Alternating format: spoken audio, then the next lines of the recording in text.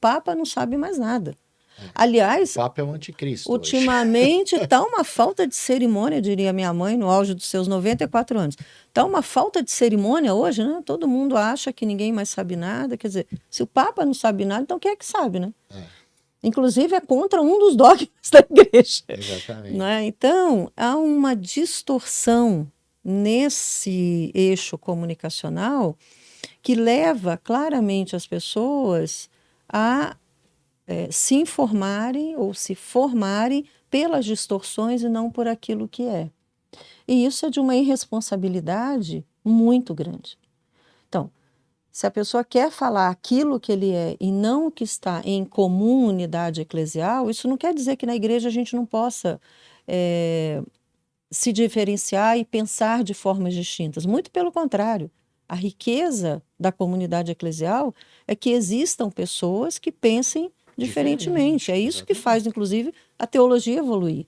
Né? A gente não repete, nós não somos um discurso de repetição. Né? Mas também não somos o discurso de ruptura.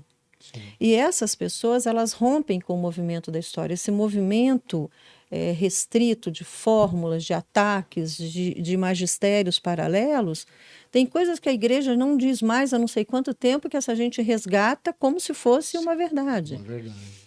E aquele que o ouve não está sabendo nem o que evoluiu, nem o que deixou de evoluir, compra essa ideia como de fato fosse uma verdade. Então esse é um eixo. O outro eixo que se vincula a esse é o sociopolítico, né? Muito vinculado a essas distorções. Não é? Então, nós encontramos aí um sociopolítico conservador, não é?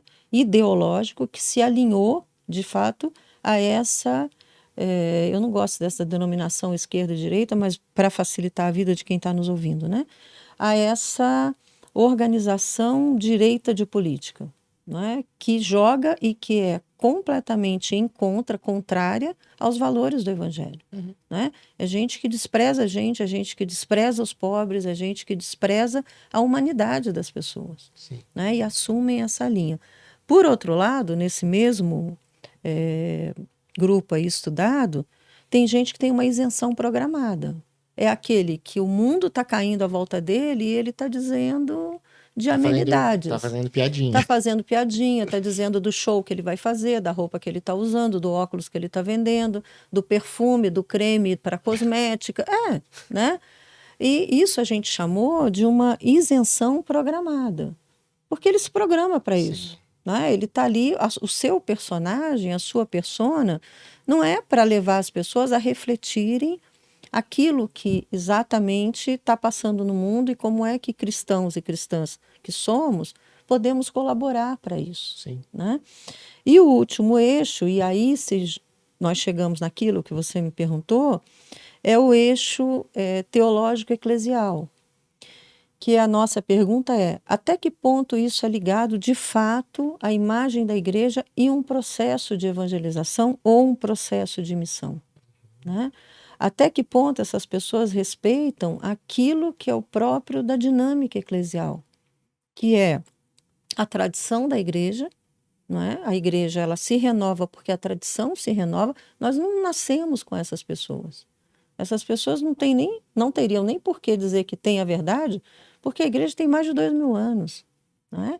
Ela nasce e a igreja não tem dono, né? Diferentemente das outras que tem por aí, a nossa não tem dono, né? Ela nasce de uma ação pneumatológica, quer dizer, da ação do Espírito, né? Eu quero dizer.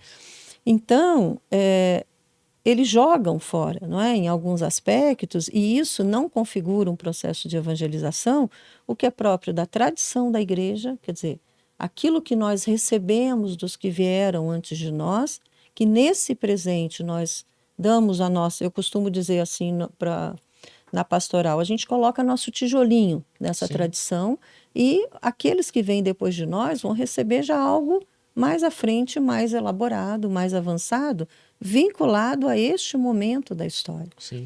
A Sagrada Escritura e o magistério. E o magistério que nós temos hoje é o do Concílio Vaticano II. Ponto. Concílios passaram para trás, tá bom, já foram, constitui a nossa tradição. Ao menos que tenha o Concílio Vaticano III, que não vai acontecer tão cedo, penso eu, O que está valendo para nós hoje é o Vaticano II. Então, esses retrocessos e essas distorções de magistério, de tradição, fazem com que essas pessoas queiram parar a história num dado momento. Então, daqui para frente, nada é mais. Nada está valendo. Olha, o último Papa bom foi esse daqui. Escolhi esse E acabou. e acabou. E daqui para... Gente, nós já estamos em 2025, né? Tem gente que está lá naqueles pios, que tiveram o seu valor, responderam às demandas da sua época, falaram para aquela época que hoje é outra. Exatamente. E é interessante que essa gente usa das épocas, não é? Todos eles, não estou falando só deles agora, né? Eles usam de elementos da contemporaneidade, como as redes digitais, para falar de épocas que não existem mais. Exatamente. Não é? Então, isso é, de fato, uma grande distorção.